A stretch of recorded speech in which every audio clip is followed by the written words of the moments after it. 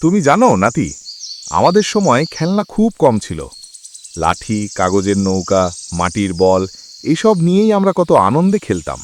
দাদু, এত কম খেলনা নিয়েও মজা হতো। এখন তো আমাদের কাছে মোবাইল, গেমস, খেলনা সবই আছে। হ্যাঁ রে, মজা হতো অনেক, কারণ আমরা একসাথে খেলতাম, দৌড়াতাম, হাসতাম। আনন্দ আসলে খেলনার মধ্যে না, একসাথে থাকার মধ্যে। তাহলে কি শুধু মোবাইল গেম খেললে খারাপ দিক আছে? অবশ্যই আছে।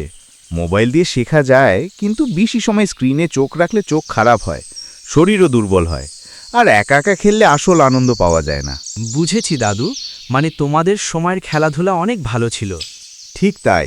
দৌড়ঝাঁপ, লুকোচুরি, কাবাডি এসব খেলায় শরীর যেমন ভালো থাকে, মনও আনন্দে ভরে যায়।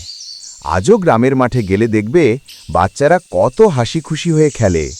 দাদু, আমি তো সারাদিন মোবাইল গেম খেলি, কিন্তু এখন থেকে আমি বন্ধুদের নিয়ে মাঠে খেলতে যাব।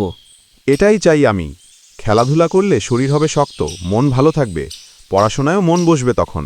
দাদু, তুমি কি আমাকে কাগজের নৌকা বানানো শিখাবে? আমি খেলবো। অবশ্যই শেখাবো। বর্ষার দিনে পুকুরে নৌকা ভাসানোর মজা তুমি জীবনে ভুলতে পারবে না। দারুণ!